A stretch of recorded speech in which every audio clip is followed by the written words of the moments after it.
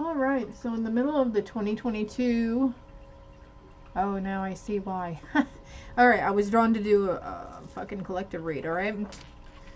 All right, bitches.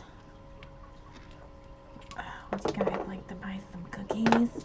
All right, so overall energy I got endings and beginnings, my loves. We just had a full moon, so usually that's pretty intense. It's been more so for some people, I feel, because we had 12/21 also, 2, 10, 11, yeah, 2 days after the full moon there was a portal day, 1/2/2/1. And whether you believe in that kind of stuff or whatever, it was still there and it was still real and it was still happening, okay? And it's probably still affecting you. Water and fruit are essential. I was going to pull a deck from this card too. A deck from this card. Oh, so I put a couple of decks together also. So they're like really big fat decks. I was guided to mix a couple of decks together, so... I'm got a lot to work with. 111 on the timer as I look over. Let's see what this can entail. The 7 of Wands. Stand up for yourself and your beliefs. Have confidence. Challenge those in power, but also choose your battles wisely.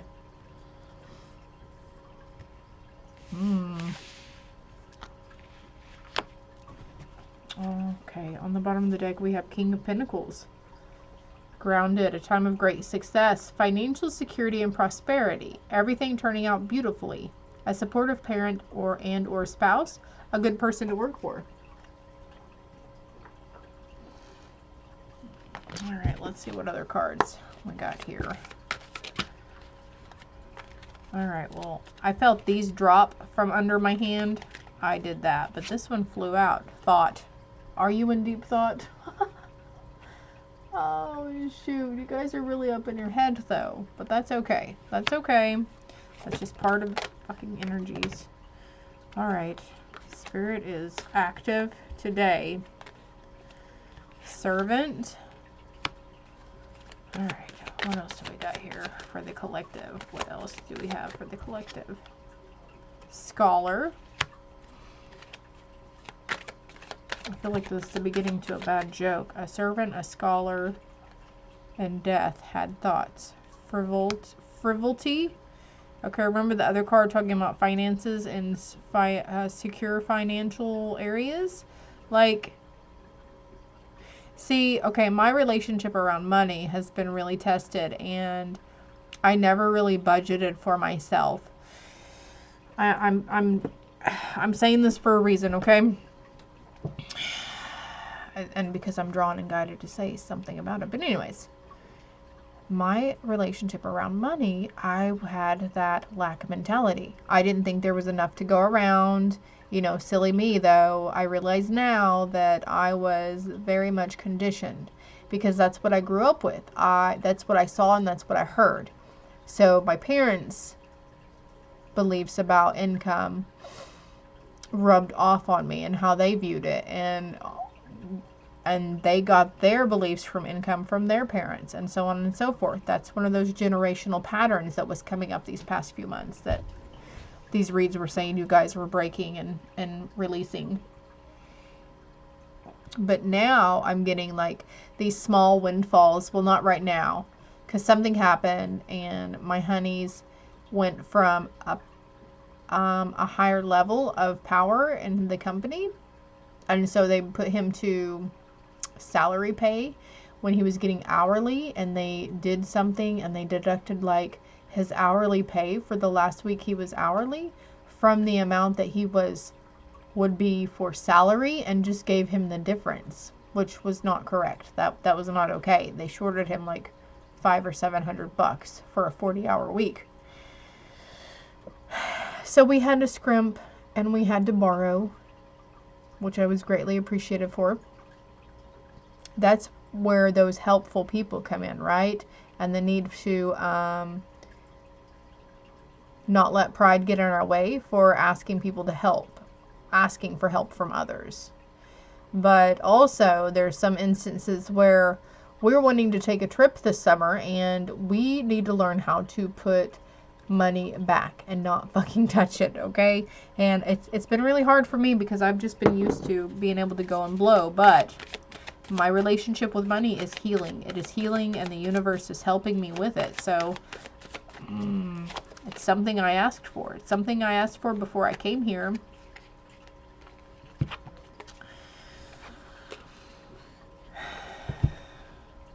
That is a process, okay? This could be something around how you view yourself.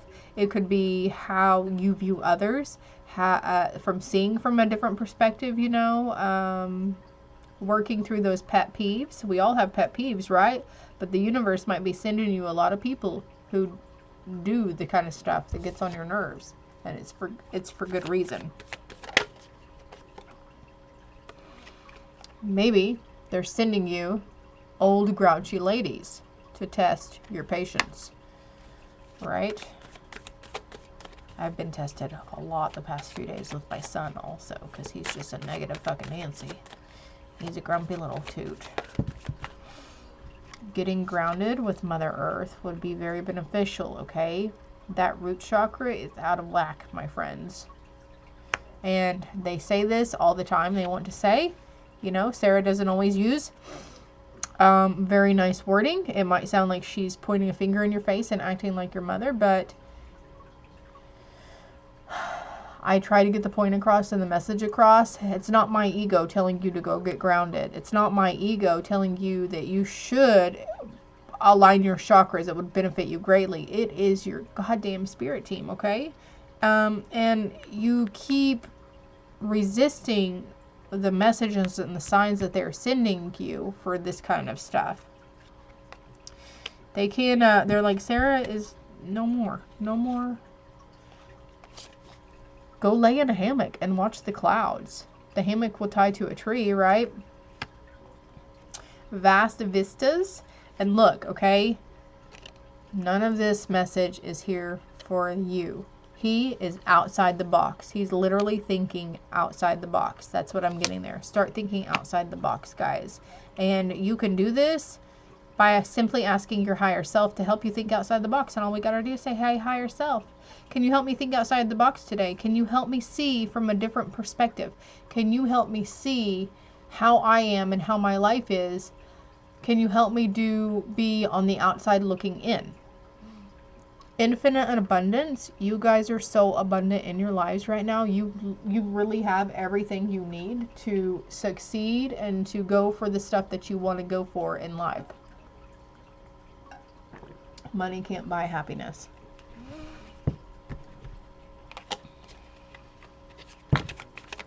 All right.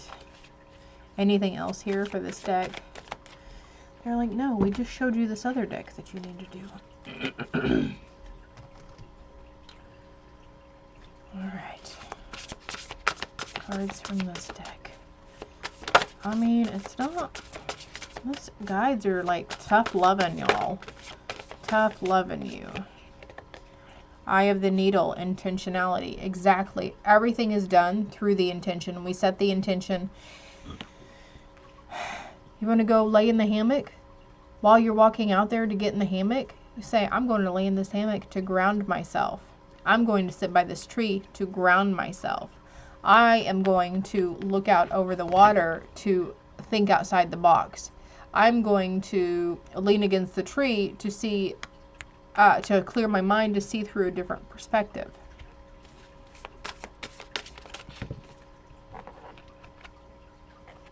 Okay. Yeah, so there's that. That's just validation. Spirit's like, yes, Sarah has it right. She has it right. What she's saying. I don't mean like right, but you know, the flow of it is going. And, you know, I'm fairly confident in myself anymore while doing a reading. I do come across as arrogant, but I really don't give a fuck because I'm humbled enough to know that I'm grateful that I'm able to do this and that it's spirit using me to use the tools. This is not me. I'm very aware that this reading is not me. It's them giving me the messages. But I'm very confident in the way that I can see them and I can heed them and I can voice them for them. And I know what they're trying to get at, you know, because I'm wide open. You are wide open as well, okay? And this is that's why it's essential for you to get grounded. Because things are, your crown chakra and your third eye are expanding for you guys. A lot of it. And it's just going to get, you know, heavier and heavier on you. Getting grounded is essential at this point. Getting grounded and drinking water at least. If you can't jump on the bandwagon with, you know, implementing more fruits and veggies in your life.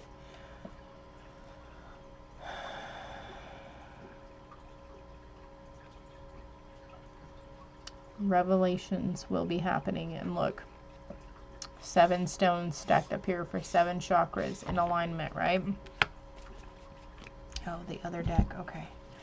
They're like, pick up the other one. What else do we have for the deers?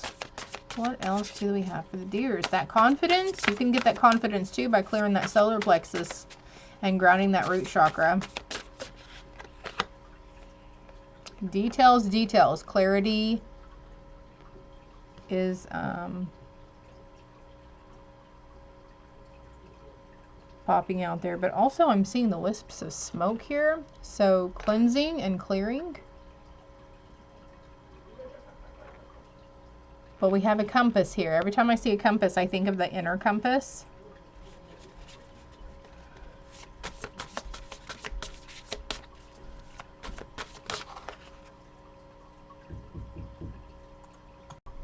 For some of you, you might want the specific details, but they can't show you what's next, okay?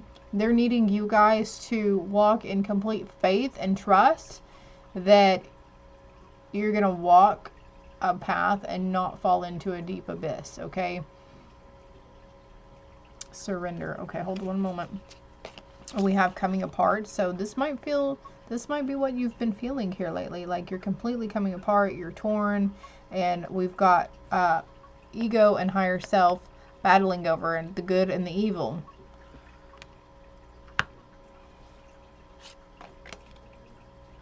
Sanctuary, though. A lot of you might be wanting to just stay hold up also. I was just informed to stop saying also. Okay, anyways. And then we've got, excuse me, we've got Dragon's Horde, protecting the future. There's another card on that. Coming to life. All right, hold one moment, please. We're delving into this big deck. Goblins. And a little stuck in the mud. Okay, so learning. Okay, this card says that you have everything you need. Okay, and then we've got this bright light around her. Her crown chakra is very illuminated. That's besides the point, though. But we've got coming to life here after protecting the future. Standing in your personal power. Okay, it's going to happen. We have time. We have time. There's no need to rush stuff. There's no need to rush this healing and this growth, but there is a sense of needing to at least take those steps you were guided to take. They're saying they've been telling some of you guys for a long while and trying to show you the signs about getting grounded and clearing those chakras and clearing your energetic field and protecting your energy, because most of you are fucking empaths, okay? The goblins, okay, this is dealing with a lot of mental conflict. This is your ego coming in and trying to drag you down and keep you stuck in the mud, because our ego instills the fear into us. It does not help. It does not help. It does not help. And that's exactly what the darkness is wanting. It's wanting to feed off of that fear for you and keep you drugged back and stuck in the mud. So this is the part where it's up to you. It's up to you to get grounded. It's up to you to clear those chakras. It's up to you to discern your fear and ego over what you're really supposed to be going to do. And more than likely, It's your higher self is guiding you to do something completely out of your comfort zone. Take a risky business venture. Take a school risk. Repairing the veil. Forgiveness. This card has come up quite a bit lately on the forgiveness, and actually they say get the book meaning on this. So hold on one moment, please. Okay. Forgiveness, making amends, recognition of our unity. Between us all is a thin veil, appearing to be a space that separates us. We look through this veil and believe ourselves to be distinct from each other. We assume that our thoughts and feelings are our own. We see bodies and objects and the spaces between them. So we engage in the world and relationships between a duality of us and them. This veil serves as a mysterious illusion, making it so hard to believe in our inherent connection and unity. We can't always remember that what we do to someone else, we at the same time do to ourselves. When we claw at the veil out of fear, anger, jealousy, or resentment, manipulate another, misuse our power, or allow someone's actions to diminish us, we create a wound felt by many, not just those of us in the smaller direct relationship. Now is the time to examine where your actions have caused difficulty or harm to someone else, and also where you have been the recipient of harm. I just realized why Spirit has been giving such tough love to people now. Excuse me. Regardless of what side you are on, it's important to take responsibility for healing this rift by bringing love, compassion, deep listening, and presence to whatever is not in harmony. Do this for you and for your own liberty as you become an unwitting hostage once you take the role of perpetrator or victim, both positions of weakness.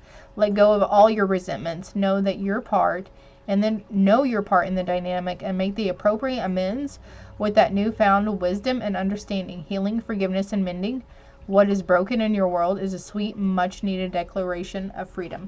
So as I was reading this also, I'm being drawn to share the story about one of my kiddos who, she has a couple of guy friends at school, and she roasts them pretty hard, okay? One night a friend was visiting and he went trick-or-treating with us, and her dad had to stop her from nitpicking him and roasting him so much because he wasn't retaliating. He wasn't giving it back to her. At this point, he said it was a position where I was interrupted. That's what my grumbling was. People have been knocking on my goddamn door all fucking day. But anyways, at least they knock, right? At this point in time, it was a one-sided roasting debate, and we're seeing this as straight up bullying, okay? So we explain, we do all the things. You want to lift your friends up. You want to be compassionate with them. If they're not retaliating or reacting to you or giving it back to you when you're just so kidding and joking around, then it's time to stop, right? A few months later, because this was back in October, she comes home and she tells her dad that Nathan hasn't talked to her in 3 days. I shouldn't have used his name, but that's okay. But anyways, he hasn't spoken to her in 3 days, and she has no idea why. Then a few days later, after this realization comes up, it's because she was roasting him again. Once again, it was a one-sided battle and a one-sided debate. Essentially, she was verbally abusing and bullying him, and she couldn't figure out why he didn't want to be around her. So, that being said, sometimes we do things and we say things and we don't realize on our end, because she kept trying to justify it as a joking and kidding around, but even though, sure, she thought it was joking and kidding around, it still affected him on an emotional level. It still hurt him and upset him, right? So maybe that's what the different perspective is needed here for some of you, Maybe there was judgment laid upon people who really didn't deserve to be judged. Maybe there were your fingers pointed at people who didn't really deserve to have that fucking finger pointed towards them. Whether you did it in their face or you did it behind their back, it was still done, okay? It was still done, and it still needs to have amends made or to acknowledge and release it from your energetic field, because you created something. Like if it was done behind their back, you created something energetically, and it was still projected at them, and it still affected their auric field and their energy field. Do you ever walk into a room and you can just immediately feel like you walk into work from lunch and everybody gets quiet and you can tell immediately that they were talking about you? It's kind of like an energetic sense on that, even if it was done behind their back, or later on down the road about something, or maybe it was done to their face, who knows? And maybe you thought just the joking and the side glances and all that were harmless fun and harmless jokes. This is still needed. Repairing the veil, okay? What are they going to surrender to? Boy, that was... I don't know. I'm just now realizing that a lot of this stuff comes up with people I deal with in my family and friends-wise. Like the messages that come through for the collective are like the same instances that are happening around me too. So...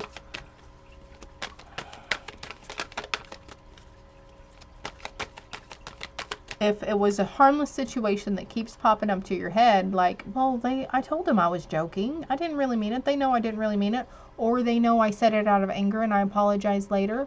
It's still something there. Maybe you didn't really, even if you said it out of anger, you really still meant it though. Truer words, right? I know some people get that liquid courage in them and they get a little tipsy, and then it helps it helps fuel that anger or whatever. Was that truer words have never been spoken by yoga pants, a toddler, and a drunken person? And my light just almost went off.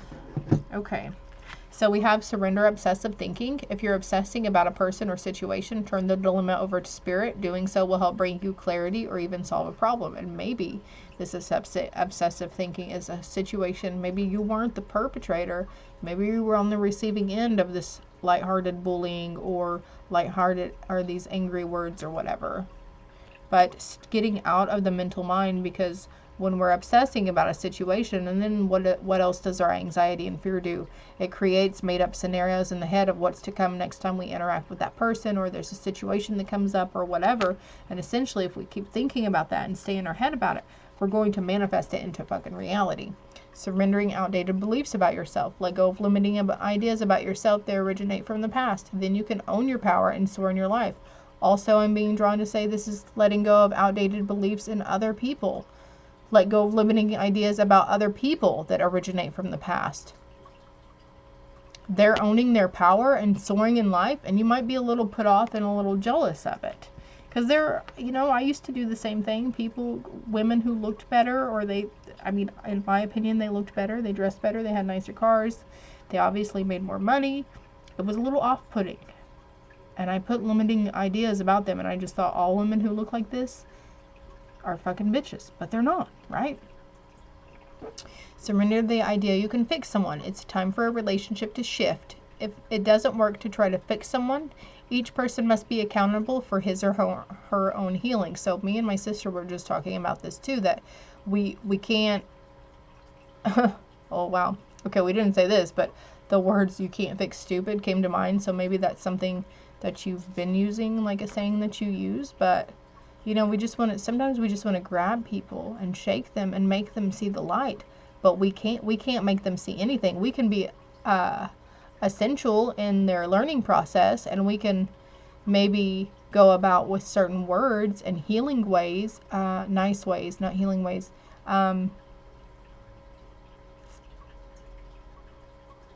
like a certain conversation you might have with them could be triggering in the light igniting, and for them to see from your point of view. Okay, some people need to think outside the box.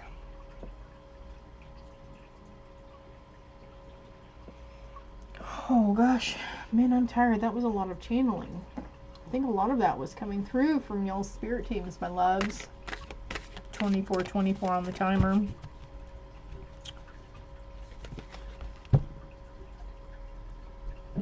Elderberry, cyclicality. And you might be seeing these symbols a lot too, these little moon phases here. We're going to get the book meaning on that, and that is the final message, my dear. I probably said that about 3 or 4 times here, but whatever.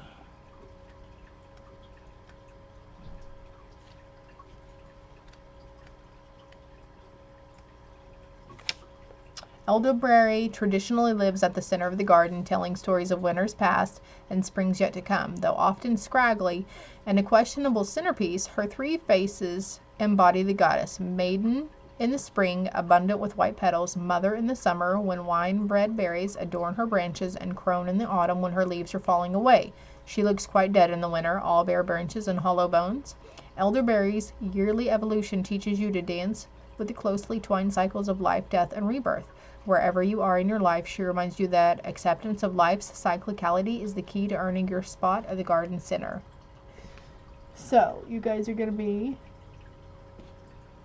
realizing your cycles and realizing what's ending and what's coming. And I'm not talking about, you know, okay, yes, we have us women have our menstrual cycle every month, but there are other cycles on top of it.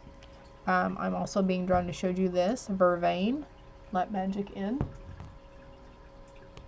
So yeah, that was for somebody who was questioning what herb to use on something, I think. But anyways,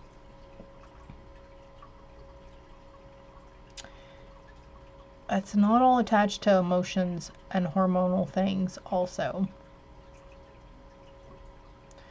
But whatever is coming in, these epiphanies or these aha moments, these revelations are going to be coming in very quickly.